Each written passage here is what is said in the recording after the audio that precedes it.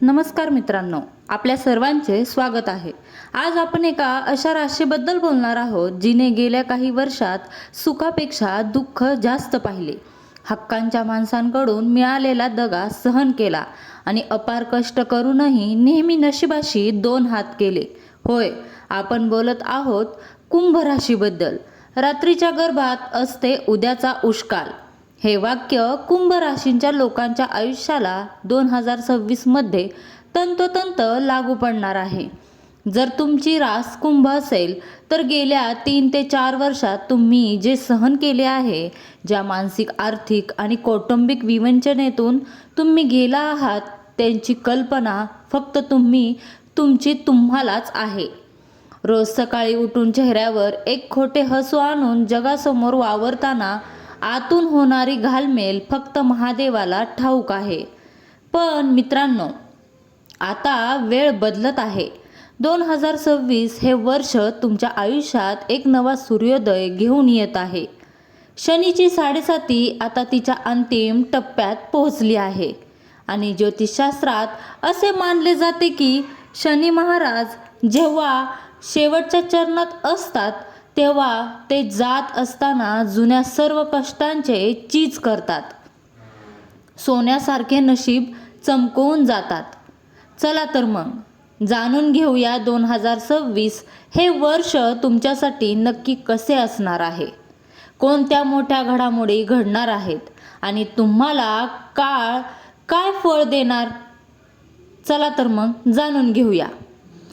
ग्रहमान आणि नक्षत्राची चाल काय सांगते, कोणतीही वर्ष कसे जाईल हे समजून घेण्यासाठी आधी आपल्याला आकाशातील ग्रहांची स्थिती समजून घ्यावी लागेल। 2026 या वर्षात कुंभ राशीच्या कुंडलीत 3 मोठे ग्रह अत्यंत महत्त्वाची भूमिका बजावणार आहेत।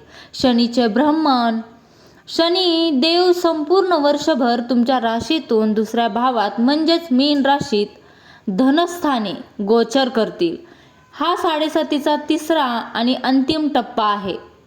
धनस्थानी शनी असल्यामुळे हे वर्ष तुम्हाला पैशाचे नियोजन करायला शिकवेल।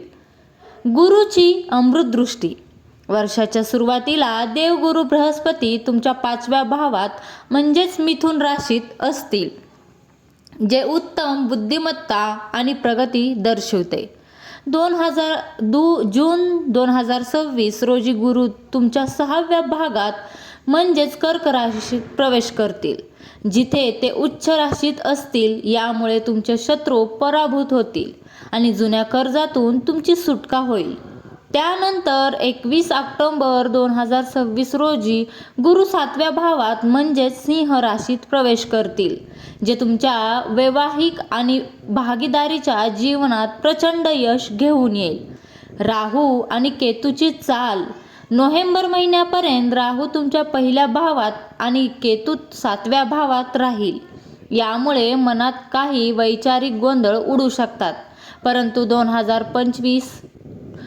25 नोव्हेंबर 2026 नंतर राहू 12व्या आणि केतू 6व्या भावात गेल्यामुळे मानसिक तणावातून तुमची खूप मोठी सुटका होईल। तुम्ही सहन केलेल्या गोष्टी आणि केलेला त्याग। मित्रांनो, 2026 मध्ये काय मिळणार हे पाहण्याआधी तुम्ही काय गमावले आहे आणि काय सहन केले आहे यावर नजर टाकणे गरजेचे आहे, कारण त्याशिवाय येणाऱ्या सुखाची किंमत कळणार नाही। गेल्या काही वर्षात तुम्ही स्वतःच्या सुखाचा त्याग केला, कुटुंबाच्या जबाबदाऱ्या पूर्ण करण्यासाठी तुम्ही स्वतःच्या इच्छा, छंद आणि स्वप्नांचा बळी दिला। नात्यांमधील तडजोड आणि अपमान, ज्या लोकांवर तुम्ही जीवापाड प्रेम केले, ज्यांना संकटात मदत केली, त्यांनीच ऐनवेळी तुमचे हात सोडले। अनेकांचे टोमणे आणि अपमान सहन करूनही तुम्ही केवळ नाती टिकवण्यासाठी शांत राहिलात। आर्थिक चणचण, अनेकदा खिशात पैसा नसताना अपार मेहनत करूनही योग्य फळ न मिळाल्यामुळे तुम्ही अत्यंत कठीण दिवसाचा सामना केला आहे।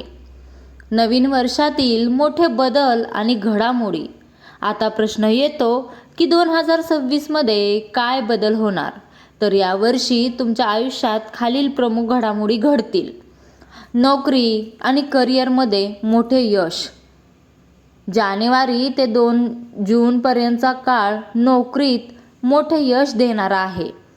जे बरेच दिवस नोकरी शोधत आहेत त्यांना नवीन आणि हक्काची नोकरी मिळेल. कार्यक्षेत्रात तुमच्या कामाची दखल घेतली जाईल आणि पदोन्नतीचे मजबूत योग येतील.